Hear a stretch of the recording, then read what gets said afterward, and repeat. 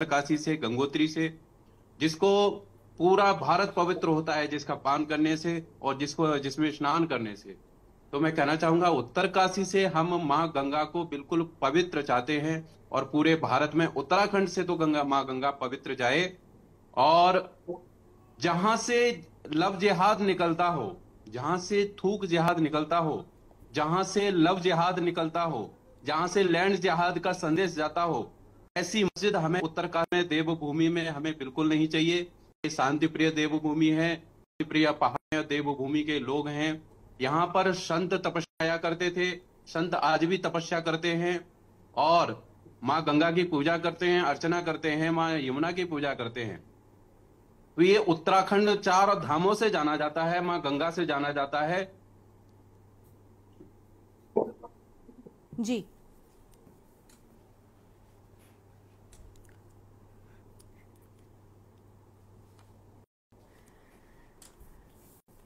देखिए केशवगिरी महाराज जी की आवाज ठीक तरीके से नहीं पहुंच पा रही है, उसको ठीक किया जा रहा है। तब तक और है उनको जोड़ लेते हैं। हमारे साथ में शांति प्रसाद भट्ट, केंद्रीय प्रवक्ता यूपीडी की ओर से स्वागत आपका भी।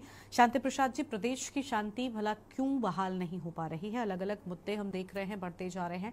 मस्जिद का जो विवाद है ये अमूमन कभी सुनने में नहीं आया, ना तो कभी इस पर बात हुई, लेकिन अचानक से मंदिर मस्जिद वाले क्या अब देवभूमि में भी शुरू हो जाएगी? क्या भविष्य में वो जो चीजें हम अब तक देश की राजनीति में देखते आए थे, उत्तराखंड में भी राजनीति को उसी दिशा में ले जाने का प्रयास है? गरिमा जी, आज की डिबेट महत्वपूर्ण है। समझने वाली बात यह है कि उत्तराखंड क्रांति दल 79 में जिस पार्टी का जन्म हुआ, उसने कहा कि देवभूमि के अंदर कुछ असामाजिक तत्व जमीनें खरीद रहे हैं, बाहर के लोग का यहाँ अतिक्रमण हो रहा है, देवभूमि सुरक्षित नहीं है। तो गरिमा जी को बता दूं, उसी 79 में यही भाजपा, अडानी और अटल कहते थे ये चंद अलगाववादी लोग अलग राज्य की बात कर रहे हैं, अगर इनका ये मनसा हम कभी भी नहीं देंगे, उत्तराखंड राज्य कभी नहीं बनेगा, ये उत्तर प्रदेश का मुकुट है, सर धड़ से अलग नहीं होने देंगे। हमारी चिंता 79 से शुरू हो गई थी कि उत्तराखंड की जमीनों पर, संसाधनों पर बाहर का कब्जा हो रहा है और इस राज्य को बचाना है तो अलग राज्य की डिमांड बहुत जरूरी है। लंबे जद्दोजहद के बाद राज्य बना और जब राज्य बना हमने कहा कि 64 लाख लोगों का ये राज्य है, इस राज्य को सुरक्षित करने के लिए यहाँ पर सख्त भू कानून, मूल निवास की जरूरत है। तब यही दोनों राष्ट्रीय पार्टियां कितनी बेईमान हैं, ये 46 साल बाद ये डिबेट बता रही है कि अब ये लव जिहाद की बात कर रहे हैं। मैं पूछना चाहता हूं, ये जमीन 79 में खरीदी जब उत्तर प्रदेश का हम अंग थे, तब ये भाजपा कहां गई थी? इनके मुंह में दही जम गई थी जब ये मदरसे के लिए जमीन खरीदी गई? तब ये भाजपा के लोगों के मुंह में जो दही जमी वो आज काहे को चिल्ला रहे हैं? फिर तीसरी बात, आज उत्तरकाशी में जिला अधिकारी है, तहसील है, अगर किसी ने जमीन गलत खरीदी है, जांच हो, कार्रवाई हो जाए। यह विवाद किस बात का? और अगर ये 46 साल बाद विवाद हो रहा है तो मैं पूछना चाहता हूं, अगर ये जमीन उत्तर प्रदेश में अवैध तरीके से खरीदी है तो दामी जी के मुंह में दही जम गई? क्यों नहीं जेल भेज रहे जिन्होंने गलत काम किया? क्यों नहीं उस पर जो है कार्रवाई करते? और यदि उन्होंने भारत के नागरिक होने के नाते, चाहे वो कैसे भी है, अगर जमीन खरीद ली है तो डीएम की क्या राजनीतिक औकात जो डीएम उनको जो है जमीन उनकी रद्द कर दे? लोकतंत्र है, संविधान है, सबको अपने अधिकार हैं। उत्तराखंड के अंदर यहाँ के मूल निवासी हैं मुस्लिम, अगर किसी मुस्लिम मूल निवासी ने जमीन खरीदी है तो कौन उसको उसके हक से अलग कर सकता है? अब आ जाइए पांचवी बात, भाई जब हम कहते हैं कि 64 लाख लोगों का ये राज्य था, यहाँ 1 करोड़ 35 लाख जनसंख्या होगी, भाजपा वाले षड्यंत्र कर कर गुजरातियों से जमीन खरीदवा रहे हैं, बाहर के लोगों को बसा रहे हैं, तब भाजपा के बड़े नेता, चाहे वो धामी हो चाहे इनके नेता सारे, तब ये चिल्ला चिल्ला कर कहते हैं कि भारत में हर आदमी को हर जगह जमीन खरीदने की जरूरत है। ये लोग जो हैं कैसे विरोध कर सकते हैं? उत्तराखंड के लोग भी तो बाहर जमीन खरीद रहे। अरे भाई, हम विषम भौगोलिक परिस्थिति वाले लोग हैं, सीमाओं से लगे हुए लोग हैं। हमारी मांग अगर इन्होंने मान ली होती, मूल निवास भू कानून सख्ती से लागू कर दिया होता, तो आज ये बाहरी प्रदेश से आकर यहाँ पर महापंचायत ना कर रहे होते। मेरा कहने का मतलब है, हम संविधान के निहित लोग रहने वाले लोग हैं। यदि किसी ने गलत तरीके से जमीन खरीदी है, उसके जमीन निरस्त करो, राज्य सरकार के अधीन कर दो। धामी जी कुछ बोल नहीं रहे, धामी जी महापंचायत के लिए मना भी कर रहे, और अपने ही पार्टी के नेताओं को जो है कभी कर्नाटक से बुला बुला के यहाँ पर उनसे भाषण करवा रहे हो कि हम लव जिहाद स्वीकार नहीं करेंगे।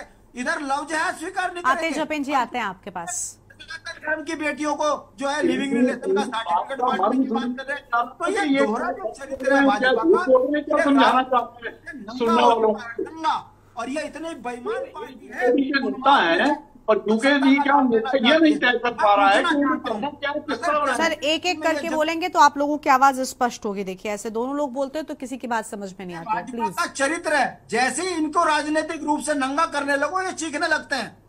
अगर ये यूसीसी लागू करके सनातन धर्म की लड़कियों को लिविंग रिलेशन का सर्टिफिकेट बांटने की बात करते हैं, तो मैं पूछना चाहता हूं 79 में जमीन कैसे चार धाम के अंदर किसी मुस्लिम समाज ने खरीद ली। कहने का मतलब है, जितना समाज में दंगा फैलेगा, जितना उत्तराखंड में बाहर के लोग जनसंघ करेंगे, जितना गुजरात के लोग यहाँ जमीन खरीदेंगे, उत्तर भारतीय जनता पार्टी को राजनीतिक लाभ मिलेगा। और 4-5 संत आकर बोलेंगे कि हमारे हिंदू सनातन धर्म पर जो है बहुत कुठाराघात हुआ। अरे भाई कहाँ गए वो संत? अगर वाकई सनातन धर्म पर हमला है तो यूसीसी पर तुम्हारे मुंह में क्यों दही जम रही? क्यों नहीं चीखते कि भाजपा यूसीसी लाकर हिंदुओं की बेटियों के साथ अनर्थ करने जा रही है?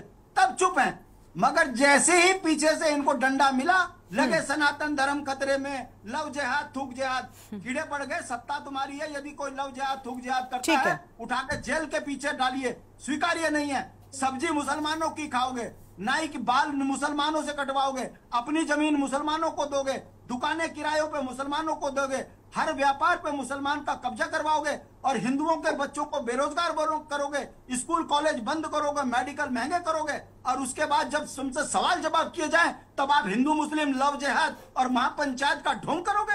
यह भाजपा उन्मादी पार्टी है। सनातन धर्म के अंदर जिस तरीके से हिंदुओं के अधिकारों को, हिंदुओं की जमीनों को, हिंदुओं के संसाधनों को ये बेच रही है, ये उसका उदाहरण है कि उत्तरकाशी में भी शांतवादियों के अंदर अब लव जिहाद की बातें शुरू होने लगी हैं। गरिमा, यह कतई स्वीकार्य नहीं हो सकता। यदि डीएम है, तहसीलदार है, एसडीएम है, पटवारी है और अवैध जमीन खरीदी है, और धामी जी फिर काय को टिके हुए, इनको बाहर के बर्खास्त कर देना चाहिए, राज्यपाल से लेकर राष्ट्रपति को। और ये अगर ये लव जिहाद और खाली उन्माद मचाने के लिए शांतवादियों में इस तरह की फर्जी पंचायतें करेंगे, ये कतई स्वीकार नहीं है। लोकतंत्र के तहत यदि गलत जमीन किसी ने खरीदी है तो वो राज्य में सरकार में नीत हो जानी चाहिए, और जिन्होंने जमीन बेची है वो पटवारी तहसीलदार से लेकर तमाम उनके ऊपर कार्रवाई हो जानी चाहिए। करना कुछ नहीं है, मगर नौटंकी कर कर पहाड़ की शांतवादियों में जिस तरीके से अलगाववाद की भाषा भाजपा बोल रही है, ये गरीब पहाड़ियों के ऊपर हमला है, ये स्वीकार्य नहीं होगा। मैं पूछना चाहता हूं गरिमा जी, इनके प्रवक्ताओं से पूछिए, ये 64 लाख से 1 करोड़ 34 लाख की जनसंख्या क्यों हो गई? और जब 79 से कह रहे हैं कि बाहर के लोग हमारे संसाधनों पे कब्जा कर रहे हैं, उत्तराखंडियत खतरे में, तब से ये चुप क्यों है? ये 46 साल बाद उत्तरकाशी की वो जमीन कैसे याद आई?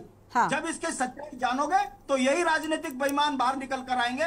और मैं फिर कहता हूँ, सनातन को ना तो आज तक कोई खत्म कर सका, ना कभी सनातन को कोई खतरा है। बिल्कुल ठीक बात है। सनातनी अपने आप में सक्षम है, उसके संसाधनों पर, उसके मंदिरों पर हमला होगा तो हम उसको बाहर निकालने में सक्षम है, मगर इनकी जो राजनीतिक नौटंकी है ये स्वीकार नहीं की जा सकती। ठीक है, चलिए आपके पास में लौटेंगे। जपेन जी, थोड़ा सा अरुण जी को भी सुन लेते हैं, बहुत देर से हैं, उनकी अभी एक भी बात प्रतिक्रिया नहीं है। उसके बाद हाँ बोल लीजिए जल्दी से। हाँ, सच गरिमा जी बहुत कड़वा हो। सनातन तो तब भी खत्म हुआ जब 1.25 लाख जनेऊ रोज उतर रहे थे, खून की नदियां बह रही थी। लेकिन बताओ ये 79 में जमीन कैसे खरीद ली? सुन लीजिए जपेन जी, थोड़ा सा सुन लीजिए फिर।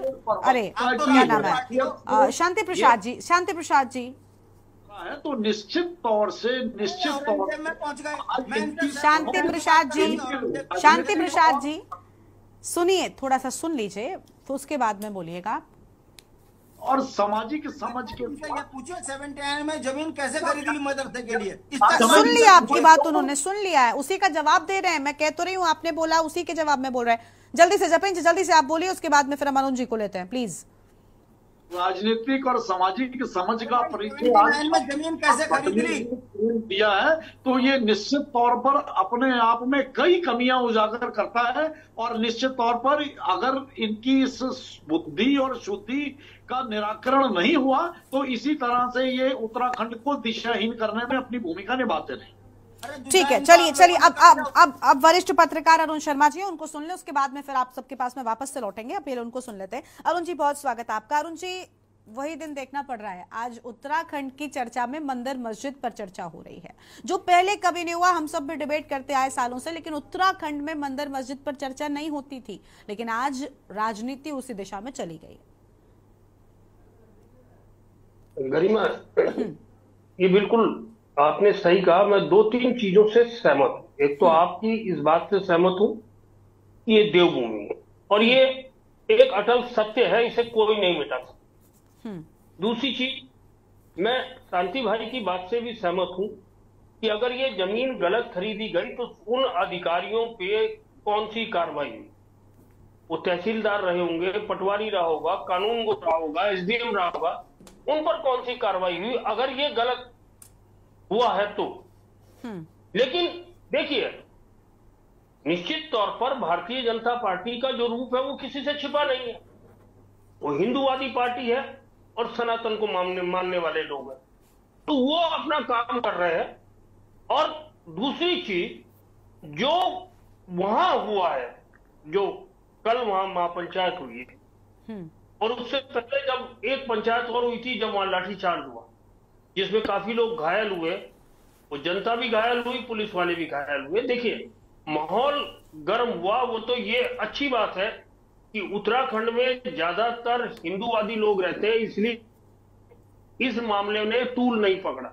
लेकिन अगर यही बात उत्तर प्रदेश की जैसी होती, जिस तरह संभल में हुआ, तो यहां भी कत्लेआम हो जाता, यहां भी खून की नदियां बह जाती है। वो जो निश्चित तौर पर उत्तराखंड जैसे राज्य के लिए अच्छी बात नहीं, क्योंकि उत्तराखंड का जनमानस लंबे समय से एक सामाजिक सद्भाव के माहौल में रहता हुआ आया है। और मैं कल ही किसी चैनल में देख रहा था उन मुस्लिम गांव की कहानी जो कई पीढ़ियों से यहां बसे हुए।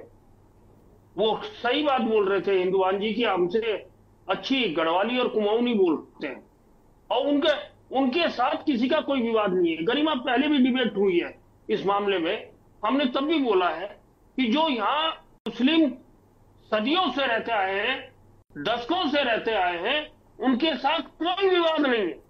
वो तो राज्य बनने के बाद अचानक जो आमद बढ़ी है, उन लोगों ने यहाँ का माहौल बिगाड़ा। और निश्चित तौर पर ये पुलिस और प्रशासन की जिम्मेदारी है कि वो चिन्हित करे ना, उनको उनकी सत्यता की जांच करें। आखिर ऐसे लोग घुस कैसे पा रहे हैं इस उत्तराखंड में, और घुसने के बाद वो यहाँ जमीन जायदाद कैसे ले पा रहे हैं, और उसके बाद माहौल बिगड़ रहा है। और जब माहौल बिगड़ता है तो एक जिम्मेदारी हम जैसे लोगों की हो जाती है, जिन्हें डिबेट में बैठना पड़ता है उस मामले में। ये भी एक जिम्मेदारी है। वहां जहां पुलिस प्रशासन की, राजनीतिक दलों की शांति व्यवस्था बनाए रखने की जिम्मेदारी है, हम लोगों की भी जिम्मेदारी है जो डिबेट में बोल बैठे हैं, कि कहीं हमारे मुंह से इस तरह के कोई शब्द ना निकल जाए, कोई वाक्य ना निकल जाए जिससे सांप्रदायिक सद्भाव के माहौल को चोट लगे, चोट पहुंचे। तो ये हमारी नैतिक जिम्मेदारी भी है सबकी, कि हम ये देखें कि किसी तरह यहां उत्तराखंड के अंदर जो सदियों से एक माहौल बना हुआ है सांप्रदायिक भाईचारे का, कहीं वो छिन्न भिन्न ना हो। निश्चित तौर पर देखिए, कई जगह उत्तराखंड में इस तरह की बातें हुई जहां नाम बदलकर किसी लड़की के साथ छल किया गया, जमीनें खरीदी गई, या जिस तरह सरकारी आंकड़े बताते हैं कि 5000 एकड़ जमीन को कब्जा मुक्त किया गया, जहां कहीं मंदिर बनी हुई थी, कहीं मजारें बनी हुई थी, कहीं मस्जिद बनी हुई थी, और वो जंगलों में थी, सारी जंगलात की जमीन पे थी अधिकांश। तो ये जो स्थिति है, ये निश्चित तौर पर एक खतरनाक दिशा की तरफ बढ़ रही है। और कुछ समय से निश्चित तौर पर बाहर के लोगों की आमद बहुत तेजी से बढ़ी है, क्योंकि उत्तराखंड में उन्हें अपने लिए रोजगार के अवसर दिखते हैं। जो सैलून खुल रहे हैं, बाइसेक्सुअल सैलून, जूस की दुकानें खुल रही हैं, जो अलग अलग धंधों में, काम धंधों में लोग लग रहे हैं, चाहे वो मकान का काम हो, चाहे खनन का काम हो, या और कोई काम हो, ये बाहर के लोगों की बहुत तेजी से आमद बढ़ी है और उस वजह से ये माहौल बिगड़ा है। और इस माहौल को बिगड़ना देने की जिम्मेदारी निश्चित तौर पर प्रशासन की, सरकार की और खासकर पॉलिटिकल पार्टीज की भी, कि उनको भी ये ध्यान रखना पड़ेगा कि कहीं वो गलती में ऐसे लोगों को बढ़ावा तो नहीं दे रहे हैं जिनसे इस उत्तराखंड की जनता के लिए खतरा पैदा हो जाएगा, इस जनमानस के लिए खतरा पैदा होगा। ये भी ध्यान रखने की बात है। जी गरिमा। ठीक है, आपके पास में वापस लौटेंगे। कैलाश केशवगिरी महाराज जी हमारे साथ में लगातार बने हुए। केशवगिरी जी, आवाज मिल रही है क्या आपको हमारी? जी जी जी केशवगिरी महाराज जी, आपकी बात अधूरी रह गई थी, आप इसे पूरा कर सकते हैं, आपकी आवाज नहीं आ